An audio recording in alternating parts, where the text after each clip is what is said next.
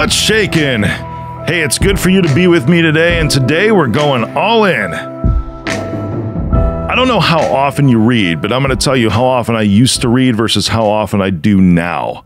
Because continuing to fill your brain with new knowledge, new ideas, new creativity is important to your success in life. Not just in business, not just in relationships, but everything altogether in life. Continuing to pump your brain, your heart, your soul full of knowledge and creativity is your key to success. And I'm going to give you some stats today that I've discovered over the past little bit here, because I've seen this, right? You see these memes on Instagram, and by the way, share this with as many people as you can, because these are some amazing things, and it's not often that I give statistics on the show, okay? Because you see the memes on Instagram, right? It's like, hey, Bill Gates reads X amount of books per year, you know, or Elon Musk reads X amount of books per year. Steve Jobs read this amount of books per year. You know, Warren Buffett always pumps his head full of this knowledge. It's an interesting thought, because there was an article that I saw. I have a subscription to Business Insider that actually started listing percentages on this. And I started relating this to me. Now, a little history on me in reading. Okay. Back in high school. Okay. So like a while ago at this point, back in high school, I would always get the Cliff Notes to books because I hated reading entire books. Absolutely hated it. I just did enough, got enough knowledge to pass the test. That's it, to actually gain the knowledge. And I actually found out, you know, and I still look back at that and think that actually wasn't a bad idea. Because even to today, sometimes I'll get some abridged versions of something, or I love consuming different types of articles as well, just to be able to fill me up with a very specific piece of information.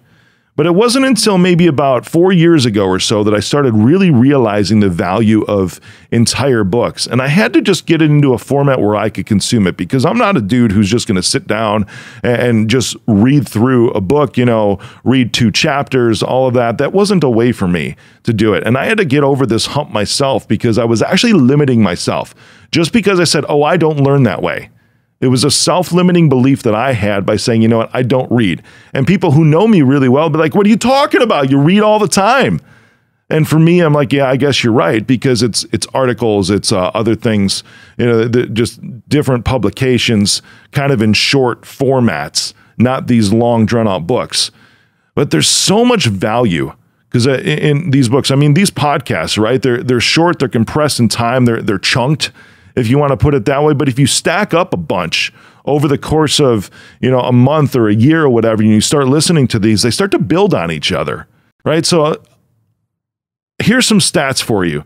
Of these millionaires, right, people that are making like $5 million or have a net worth of $5 million or more, you know, 85% read 2 or more books every single month for both education and learning purposes. 85% read 2 or more books per month. That's insane, isn't it? And Bill Gates, I know when I looked at him, he reads like 50 books a year. So it's almost 1 a week for him, which is really like 4 per month. He's always consuming knowledge. Warren Buffett, I think, is even higher. There's other people that I know that I've seen that read around 100 books per year. You know, it's no wonder why in Andy Frisella's program, 75 Hard, he calls it a mental toughness program, why you have to read 10 pages a day of a book in order to just continually just pump your mind and your soul full of good things. I'll tell you what I do now and how I got through that self-limiting belief. I listen to audiobooks. I figured out what was right for me. My audiobooks I actually listen to while I'm working out, because I work out 4 to 5 times a week for about an hour at a time, and I pump myself full of this stuff as I listen to it. And then I'm actually even taking notes. I take notes during the set on my phone. I'll pull up the Notes app on my iPhone and start pumping things in there. And actually a lot of things generate ideas even for this show when I listen to these audiobooks. But then when I sit back and look at it, I had to reflect on this as I was coming into today to record this. And it's like, how many do I actually consume on a monthly basis?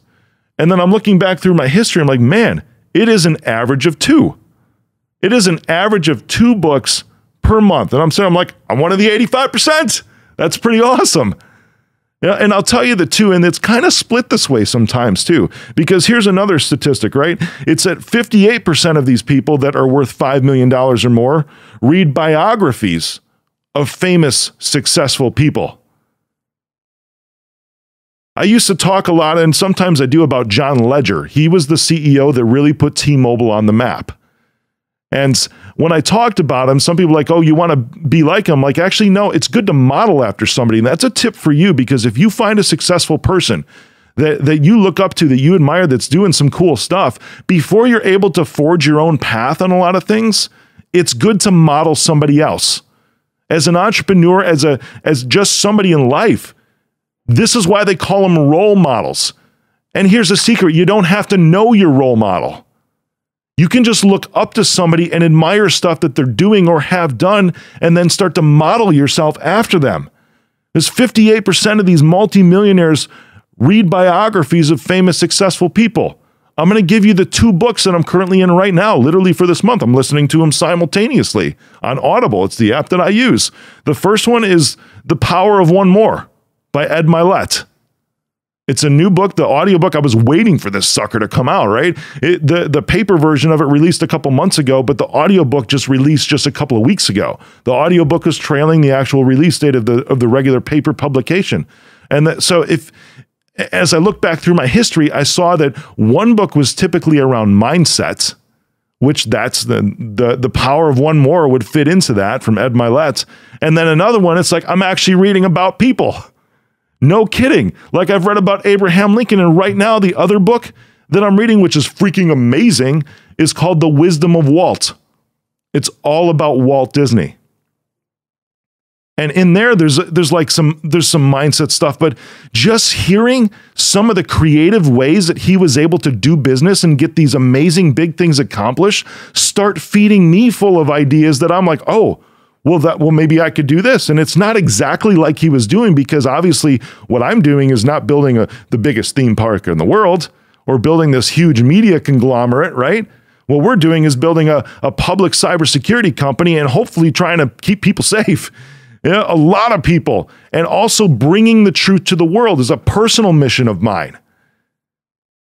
So as I started to read this book, it's like I got Ed Mylett on one side, I got Walt Disney on the other side, I have a mindset book, and I have a biography right now that I'm reading.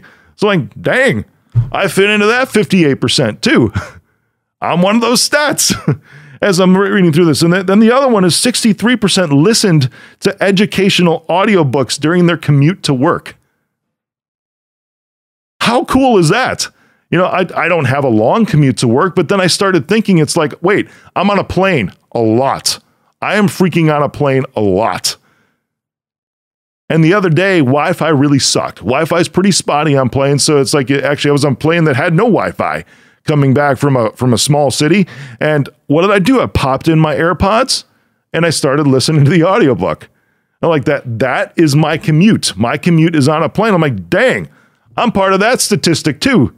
63% consume educational audiobooks on their commute to work.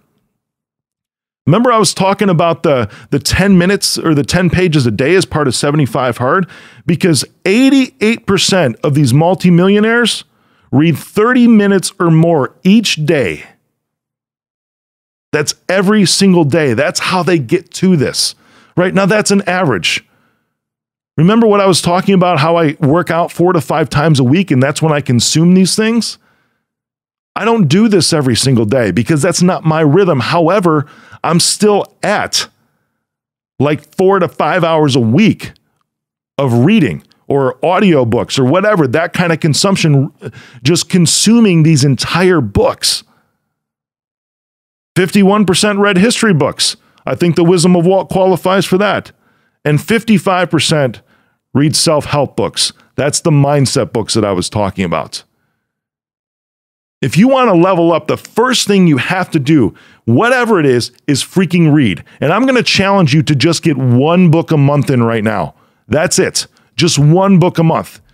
You don't have to do 2 like these multimillionaires, right? But you're going to be able to start this pattern right now. Maybe it's not 30 minutes a day, but this is stuff that you have to set aside with intention. And the best thing that I've always found out for me is attaching this to something else. So maybe there's a time at night that you have that you like to wind down. I know a lot of people have this, right? They like to wind down. It might be time to just jump off of social media for 30 minutes and replace that. Or you know what? If you're scrolling through reels or just catching up on people's statuses, whatever it is, maybe have an audiobook going at the same time. Because you're still going to listen to that and you're going to get drawn into that. You know, or you could, if you eat breakfast consistently every single morning, breakfast by me has always typically been by myself, right? It's a time for me to reflect. Usually during that time, again, I attach things, right? But that's when I catch up on industry news. That's when I catch up on what's going on in the media and seeing what's going on in the world, because I have attached one thing that I find important to my success and my knowledge, my information, my passion, and I've attached it to something else that I'm already doing that I know that I do. That's the best way to build a habit, is to find something that you're already doing, that you're consistently doing, that's good, like eating, and then attach something else to it. I'm sure so many people listening to this right now or watching this right now have picked up a book and started reading it while they're eating a meal. It's so simple to do that. And you think that it might be difficult, to get the one book in a month, but not if you attach it. It's so easily done when you attach it to something that you're already doing. If you want to be on your way to a multimillionaire, this is just data. This is just truth. This is just facts. And we'll put the article in the show notes too, because this is just how people consistently move forward. It doesn't necessarily have anything to do with reading per se. It has everything to do with continuously feeding yourself more knowledge, more creativity, more ideas. Because then you'll start to think that things are possible. Whatever it is that you want, whatever it is that you started to dream of at one point in time, you should go back and listen to that episodes too. The dreams only die when the dreamer stops dreaming.